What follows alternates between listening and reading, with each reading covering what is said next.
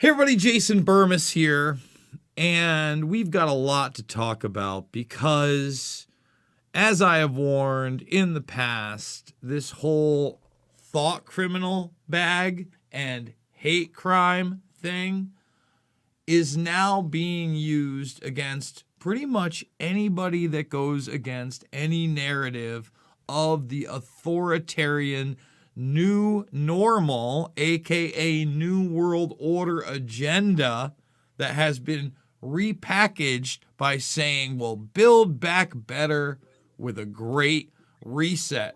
And on that agenda is to eviscerate any type of organization or ideologically motivated individual, as per their own documents, that dares to go against quote unquote U.S. interests, which is not law, which is not the Constitution, which is not the Bill of Rights. And that's why the Assange issue, which this past president failed immensely on, has led to a militarized D.C.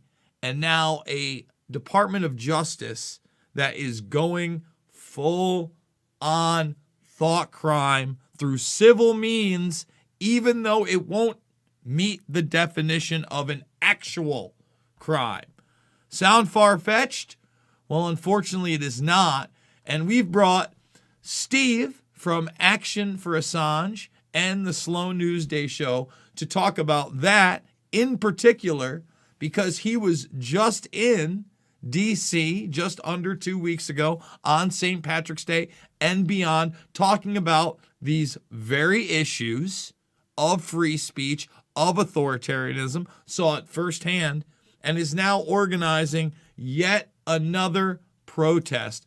So, Steve, how are you doing, brother? Let's start it off with the events of this past couple of weeks around St. Patrick's Day, why you were there, what went down, why it's important, and how we're seeing that evolution even today. So first of all, man, it's good to see you again. It's good to be back here, and I love doing the show, and I love your audience. I mean, dude, we all see the Rockfin stuff. Like, I love your audience. I do. They're rad. Make up a good portion of mine, as a matter of fact. So we were in DC over St. Patrick's Day because about a year ago, one of the Anons came up with a Clovers for Assange hashtag. It became a way for WikiLeaks supporters around the world to identify each other. People started putting a clover in their Twitter handles and stuff. And it happened at like a lower point during the case, and it just sort of became like a rallying symbol. So we decided to take that into 3 dimensions. Hijack St. Patrick's Day for free speech. We were joined by Pasta and Fee from the Convo Couch for a fuck censorship protest. They met us at I think CNN, and or no, we marched to CNN and then we marched to Google. And it was wonderful, Jason, because we got to sit there and on a megaphone scream at NBC and Fox and CNN, all these news organizations that had just stolen footage from the Convo Couch, by the way, demand that they get paid. CNN actually emailed them right after we left saying, hey, can we use your footage and give you money for it?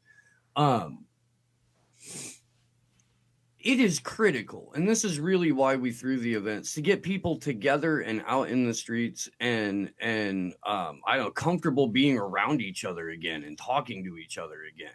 And ahead of these next events, which is April 11th, that marks 2 years since Julian was violently and illegally trafficked out of the Ecuadorian embassy. 2 years in solitary confinement without being able to see his lawyers, without being able to see his loved ones, little children, all of that. So we wanted to get people used to getting out in the streets a few weeks ahead of this. We're now, there were 3 U.S. cities that did the Clovers for Assange thing. We've already got 7 U.S. cities for the 11th, and those are growing. I think we had a total of 16 cities internationally for the Clovers event. We've already got 25, and that's growing. They're starting to be like giant murals and art projects. It's all over Europe. We need them here too. But I mean, stuff like street activism, Jason, and street art and performance art and just getting out with a camera, it's slowly starting to happen again, my friend. And this is stuff that we were begging people to do. You and I were 2 years ago. Absolutely. And, you know, one of the reasons that I've gravitated to getting out more is not only because of the severity of the situation we are truly in, and I'm trying to lead by example to show people there should be no fear of these large-scale events. I've been around the country, again, the last 9 months. There should be no fear of supporting your local pub after 10 p.m., 11 p.m., whenever the lockdown says. Okay, any of that. It's absolutely madness at this point. And now the vaccine passports are rolling out. Naomi Wolf being one of the only people making sense on the left and having to go on Tucker Carlson's program. Of course, you know, and unfortunately, you know, not that he's the greatest, but anytime he does make sense, that viewpoint is marginalized into this new narrative of white supremacy, which was uttered by the puppet in chief. And now, beyond that, in order to really entrench people in this narrative that thought crime is hate crime, they're trying to act like there's a wave of anti-Asian violence in this country, when even this last attack, I don't know if you saw it in New York City, of this poor, like, 65-year-old woman where she was punched and kicked, was by a murderer. A person who murdered his own mother at 19 and got out of prison in late 2019 because of these new catch and release laws and retroactive laws where we're being soft. Remember, I warned you about this before COVID 1984 hit. And still, the media wants to spin that narrative. And let's not forget, you know, not that there aren't Asian people throughout the country. There are. That kind of is going to make my point. But there are concentrated areas of what? Asian people in New York City and insane people in New York City. And you combine those with a Cuomo policy of basically this catch and release, utter poverty, lockdowns, police not being able to do their jobs. You have what's called a tripling of violent crime in the city over the last 12 months. You create a powder keg, and then you highlight just one of those violent incidents. You know what they didn't highlight? When that woman had her baby ripped out of her arms, a 2-year-old, and 4 people had to wrestle him to the ground. One knew jujitsu, waited 30 minutes, police still didn't come. Didn't highlight that one, did you, media? You pieces of shit. No, but they got to play like Cuomo grabbed a couple of titties, but we can't talk about the fact that he murdered 5,000 people. Andrew Cuomo murdered 5,000 people. Andrew Cuomo murdered 5,000 people. Andrew Cuomo murdered 5,000 people. I don't know. I mean, it seems important. It seems like, listen, there are certain things we can't talk about here, but there's a scandal going on right now with that. He's already committed to building back better. He's already told you, as we highlighted now, I think 3 or 4 months ago, maybe even 6 months ago, we're not going back to normal. That's what Excelsior is. That's what these thought crimes are. Okay? And before we get to your next level event, I want to show this to the audience because I think it's very important. You know, now they're using this term white supremacy and this non-rash of anti-Asian violence, which, by the way, they're trying to stoke with the narrative that the orange man said China virus, etc., and all that, and still spin it that that's white supremacy, still try to spin it that now if you actually question the origins of the virus like Redfield did, but again, the narrative is always got to be the Wuhan lab, got to be a leak. That's on purpose. Got to be the Wuhan lab, got to be a leak. So now they want you to be mad at Asians. So listen, they've got anti-Asian violence, xenophobia, and bias on their own website. And I want people to understand this. It's the same thing they're doing to Marjorie Taylor Greene. Stripped her of her committeeship, want to retroactively kick her out of Congress for thought crimes. It's insane. This also instructs the department to weigh using civil rather than criminal penalties to go after incidents of bias that may not meet the technical definition of a hate crime, hence a crime.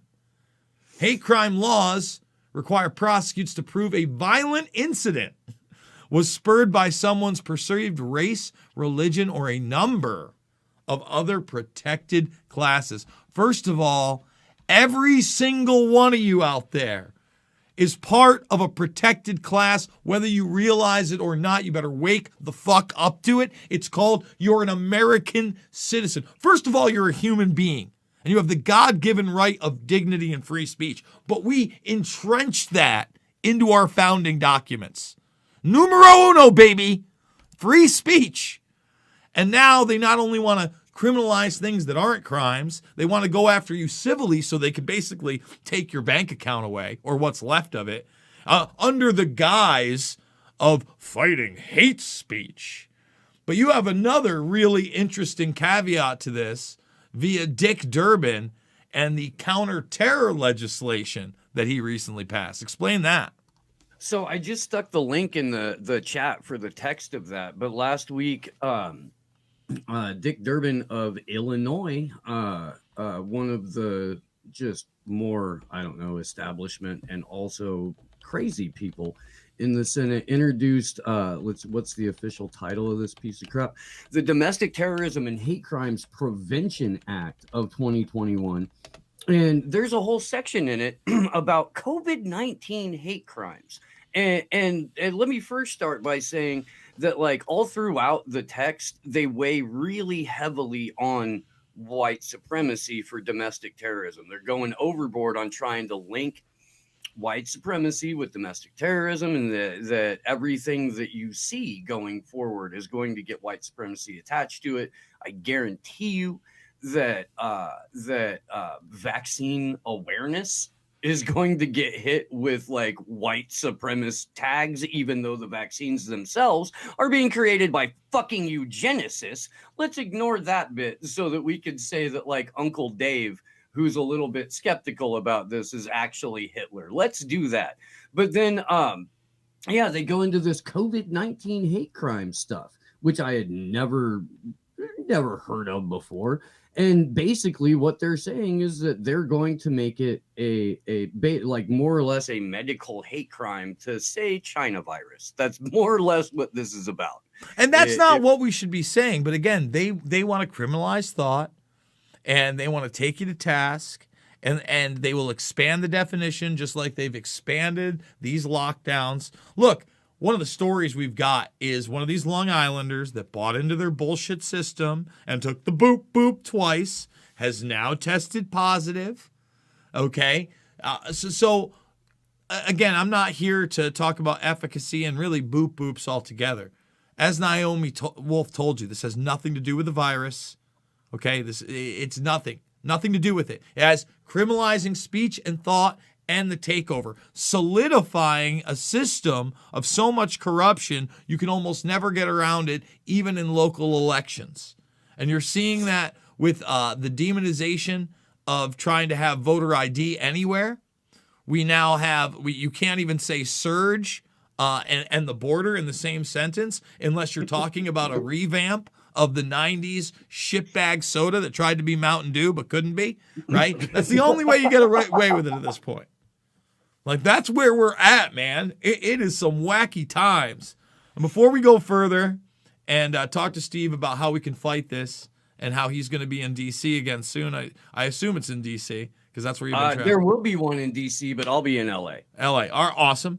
I want to thank Sharon Funnel, and I also want to thank Rachel Sotos for the tips over at Rockfin, where I'm not fully demonetized, where my channel is not only not being threatened of taken away at a moment's notice, but they send out email notifications that Jason Burmis was on the air, and maybe you want to join the party. I don't know.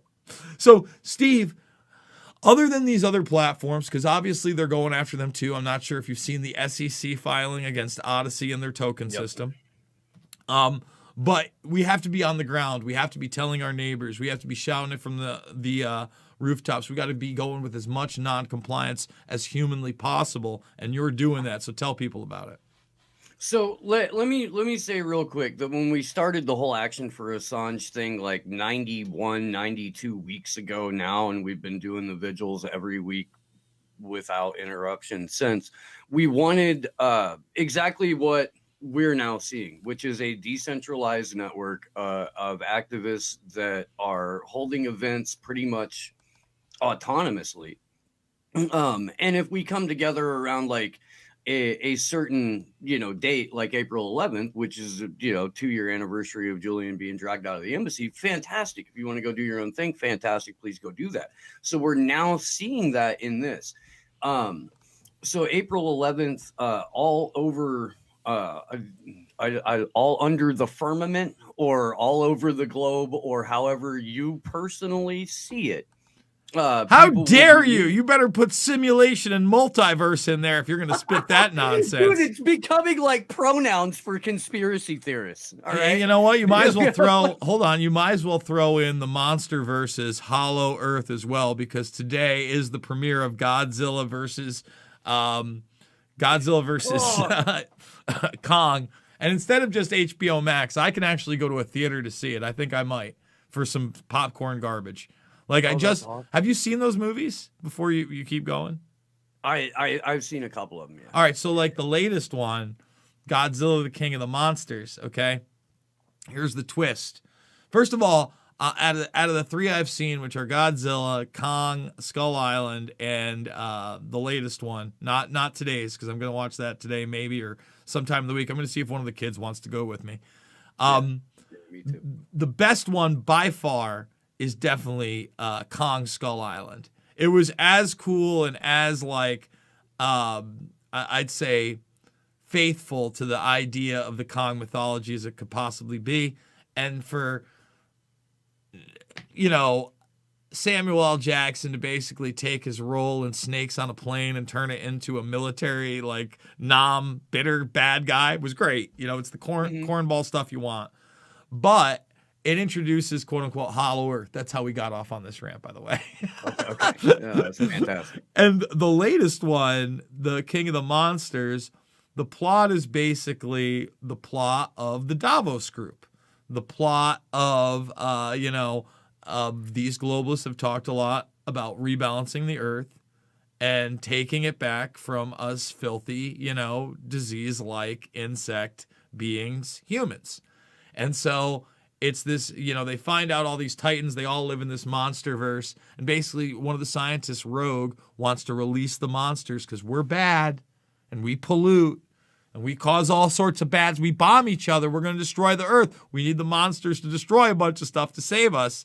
And that's what happened. These monsters are literally trying to destroy us as a metaphor. And that's why whether you think we're in the firmament, a simulation, the multiverse, you need to join Steve. And Steve, I will allow you to continue after my ridiculous rant and shameless promotion for Hollywood garbage that I really don't benefit from in any way. Yeah, no, man, I'm gonna get suckered into it too. I have kids there. We've been having arguments about Godzilla versus Kong at my house. Like we had like the whole Slow News Day crew was on a Jitsi call, and we were watching like Sorry to Bother You just because we were bored and fucking around. And like my crew is arguing with my 15-year-old about Godzilla and Kong because my 15-year-old's a Muppet and maintains that Kong can beat Godzilla. Doesn't it feel good? It's almost like the Jason versus Freddy conversation we had all our lives until they made that awesome popcorn movie. If it's half as good as that, I'll be very happy. Like, I love that movie. Continue. Yo, look, man. Whoever says that the Slow News Day crew isn't wholesome as fuck is just full of bullshit and lies. Because we are. And we're a joy to be around, and you should come see us if you're anywhere near the Los Angeles area on April 11th. We're going to meet at CBS Columbia Square on Sunset and Gorman. We're going to march up a block to Hollywood motherfucking Boulevard, and we are going to march down Hollywood Boulevard to Cahuenga and wind up in front of CNN on Sunset and Cahuenga. There will be another fuck censorship protest joining us. There will also be a couple anti-war groups who are joining us. There's going to be a press panel that we've organized the day before. We're inviting local LA independent media and also local organizers. And it doesn't matter what the politics of the organizers are. It doesn't matter what the issues of the organizers are. We want to talk to them about this because it affects them. It impacts them. And that's what the focus of the panel is going to be, is how the Assange case impacts independent media and activism going forward, why these people should give a fuck and why they should be covering it and why they should be out there with us whenever we do these. Absolutely. And you know, for those that might have been turned off by like the pop culture stuff, I just want people to understand that's what we're fighting for. The ability to actually enjoy ourselves. And that's no longer even a metaphor. The vast majority of you mother truckers out there that are watching Uncle Burmis and Stevie McGee here aren't allowed to go to a movie theater and enjoy it. And if you are, there's all sorts of restrictions. So now we're beyond the metaphor of some kind of weird cartoon verse that couldn't get any weirder. We're here, all right? So now you have to step up and you have to go to your local theater operator and say, listen, you don't have to be a drive-in theater, reopen. We'll organize people to come. It doesn't have to be a private party. We don't have to take tests at the door. You don't have to swipe Excelsior, okay? Because we'll lose this. We're losing our humanity, not being able to see our faces. Our kids are training to be slaves along with their slaves' parents that are buying into this, all right? We need to understand right now also, Steve, there are going to be a lot of people that mentally they're never going to make it. We've seen it now. They're never going to make it. So by God, do your best to wake them up now and get them involved now, because I don't know, did you see this one yet, Steve? I covered it earlier today. But, you know, this is just the tip of the iceberg, one of the many, many things that's out there in this multiverse firmament, globish monsterverse. Hollow Dome. But I don't know. But internal documents came out that, you know, Bezos had an army of Twitter trolls they called ambassadors to shift their narrative. And again, Bezos is the Washington Post. He is the NSA. He is the CIA. He is rocket ships. He is the front man for this very same narrative that Elon Musk is a front man for. And they're building up these billionaires as the new overlords of not only the narrative of whether they can cancel you from essential services that used to be free market because they didn't kick you out of Kmart. All right? There wasn't a scanner. Hey, we don't like your politics. You can't get your shit here or sell it on this block because this Kmart, this little mini mall we got going on, no to you, sir. We don't like the way you voted. We don't like the freedom of speech you liked. But now it's here. They'll ban you from Amazon. They'll ban you from PayPal. They'll ban you from Venmo. The next is cryptocurrency. They want you out of venues. Steve, I mean, this last year has been a big wake-up call, my friend. I still starkly remember us getting together about 13 and a half months ago now, and it was a different world. It really was. It really was. It's crazy, man. That was the end of February.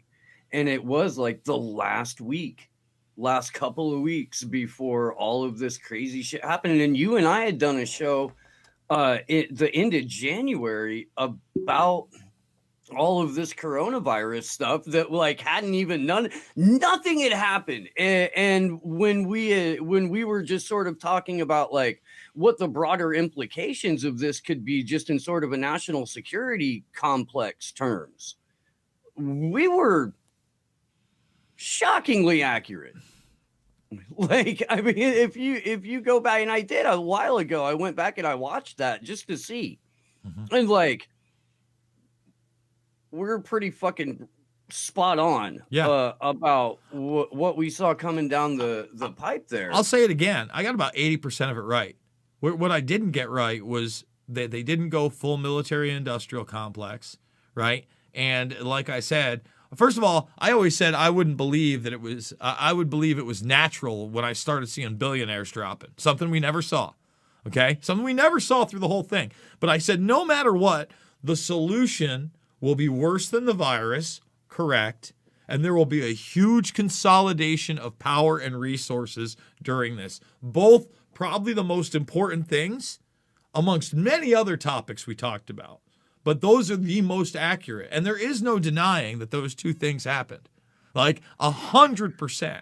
100%. And now the tech censorship went from, you know, we're getting rid of Neon Nettle and all these purposely fake news clickbait sites where all these celebrities used to die in satanic rituals once they were dead, you know, all that, into people that dared to question the narrative and print documents that would get any kind of traction in any sort of mainline discussions on social media.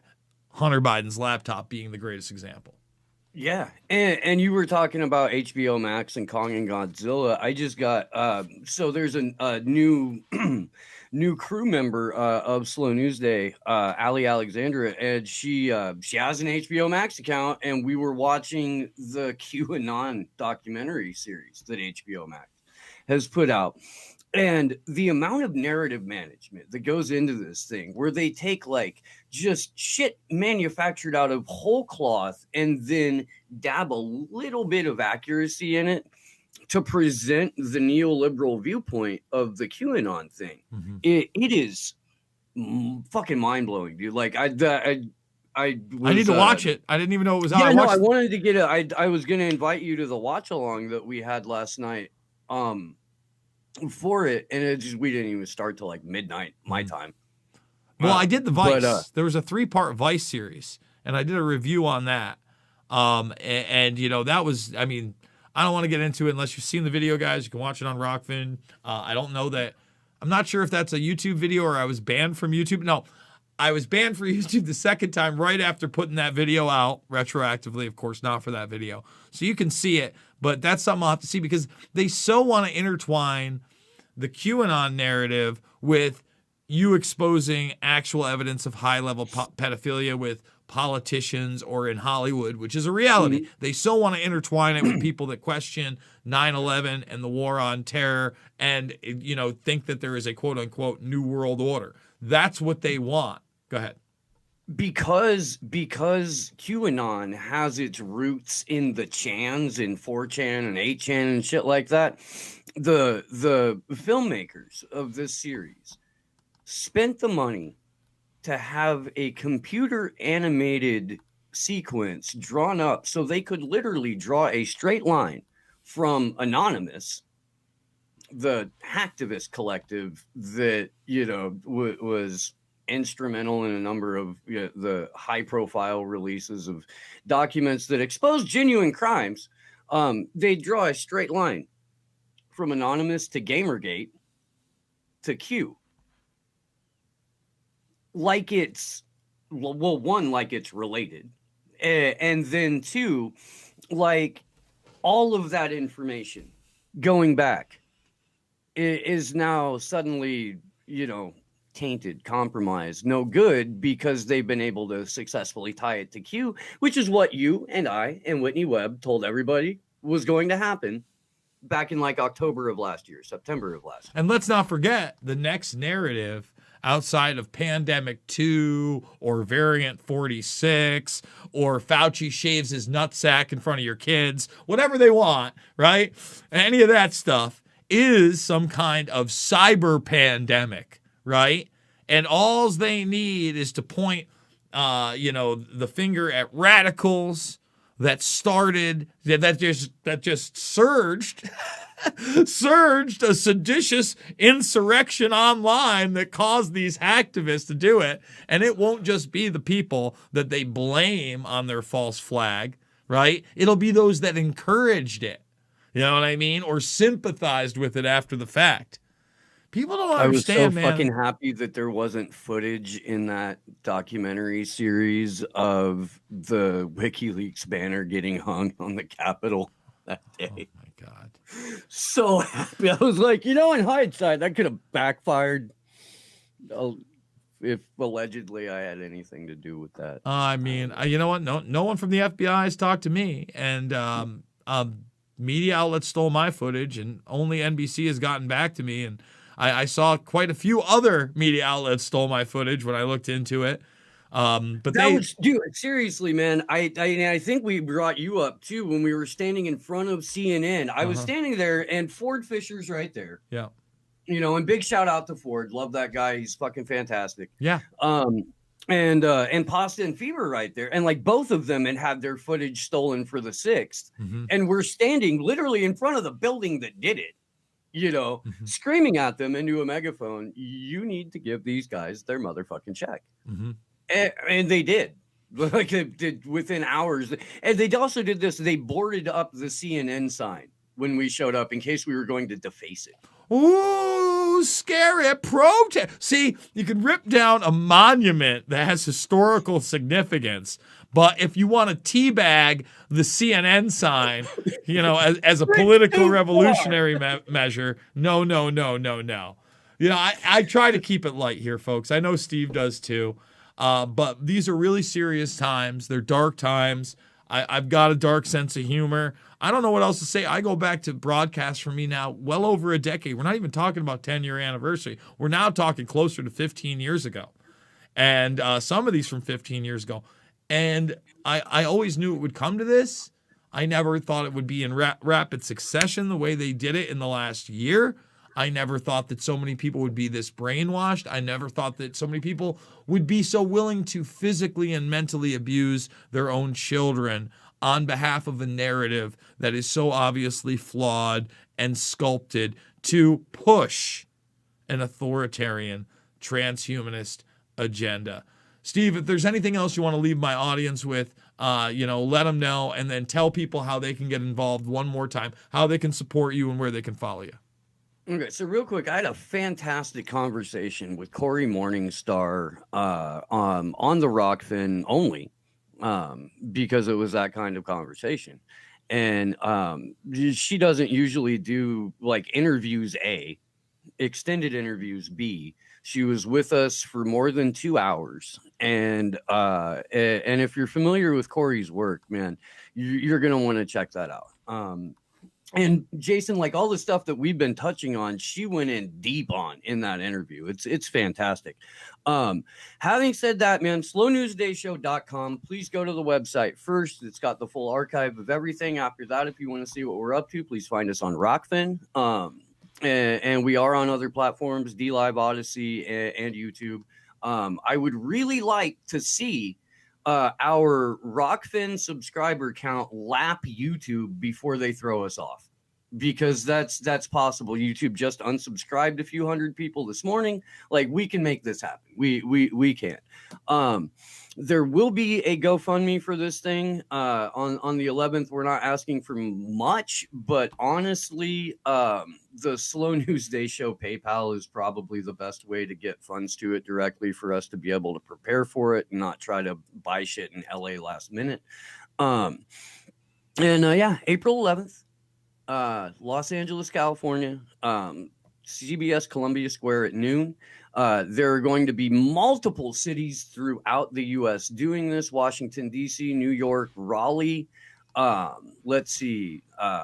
Midwest, we've got, I think, Tulsa and somewhere in Minnesota, Denver, Seattle, Tampa, Florida. Like, we're doing this shit now, man. We're doing it. It's like the stuff that we were begging people to help us with almost 2 years ago. We stuck the fuck at it. We didn't give a shit what people said about us. We kept doing the work that nobody else was doing. And the exact same thing that we were trying to bring to bear is coming to bear. My man, Steve. Guys, if you're following me on Rockfin, go follow Slow News Day. If you're a subscriber to my premium stuff, you get all of their premium stuff as well, and you get Action for Assange, and you get other great creators. Abby Martin was just recently added, obviously. Jimmy Dore is over there. Jay Dyer is over there as well. So many really interesting and people that want more free speech. So that's a great way to support this program and a great way to support Steve. And make sure you make that free account, because myself, I've been doing nothing but free videos. You know, it's very rare something goes up premium. If it's premium, it's available somewhere else, more than likely, or it's an extra, or it's somebody else's show. But we're able to talk about things there we can't talk about here on YouTube. And sometimes videos go 10, 15, 20 minutes longer because of that subject matter. Thanks so much for joining us, Steve. I really do appreciate it, brother. Thank you, brother. So once again, you can support me by making that account, making that premium account on Rockfin. At Jason Burmis is the Venmo. Jason is void at yahoo.com. That's where you can just donate directly on my PayPal. But please go give Steve Stuff a look. Get behind free speech. Do not acquiesce any longer. Get people informed. This is the takeover. We need to fight tooth and nail, because now they're criminalizing thought, and they're coming for us all.